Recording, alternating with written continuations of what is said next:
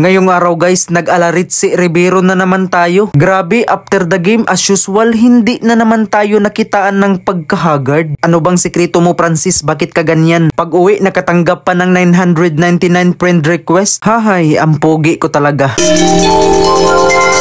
Mahal kong Maynila, sa'yo'y hindi mawawala.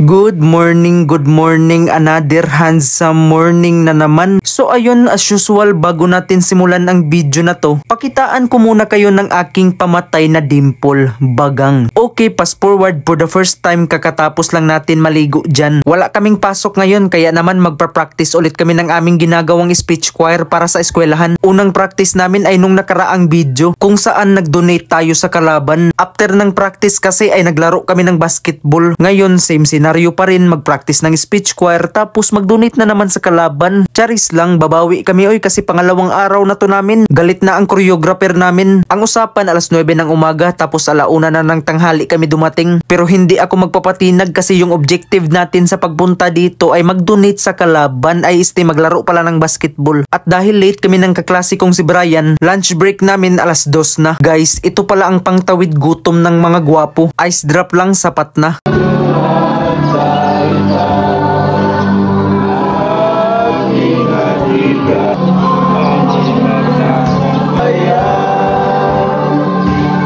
At so ayun, alas 3 na ng hapon natapos kami sa ginagawa naming speech choir. Patay ka! Makeup is life! Hala! Kinuha ko na ang aking handsome shoe bag na may lamang Benji Paras Infinity. Magsisi-uwian na ang iba kong kaklase. Pero kaming mga lalaki mamaya pa kasi magbibigay pa kami ng pamasko sa mga taga dito. Okay, ito na, ball position, nakuha agad namin. Sa play na to, naging buaya tayo kasi ang lakas ng sikat ng araw. Kaya ayun, di ko na nakita ang mga kasama ko. Itong connection ni Brian at Kibot talaga ang matibay. Brian, lumiap. What a blind pass papunta kay Kibot. Grabe yung connection nila, pati sa eskwelahan magkatabi sila. Ito na naman sila, Kibot to Brian, it to break it down. Grabe, nag-alarit si Rivero ba naman si Brian? Pero hindi tayo magpapahuli dyan.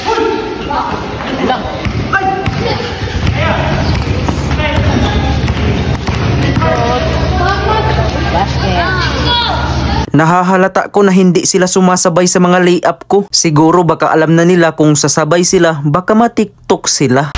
Kuna ko ni muli oh. Sige.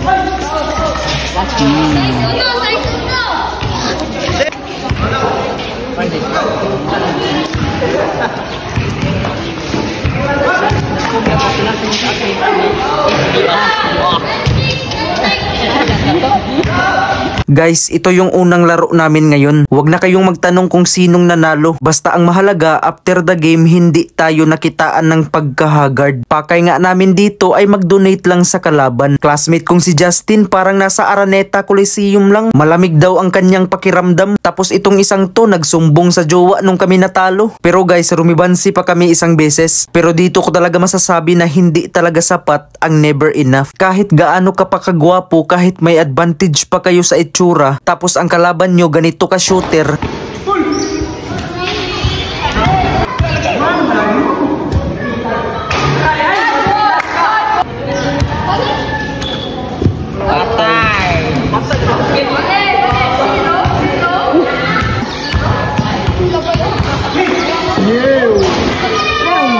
anak ka ng pogi, nagulangan tayo, shooter na shooter ang kalaban. Christmas break pa namin ngayon, baka next year babalik kami dito. Itong classmate kong si Brian, walang labis, walang kulang. Nagla-live yung jowa niya sa TikTok. Siyempre, i-heart mo yan, i-share mo yan. Thank you, Brian Russell, for the share.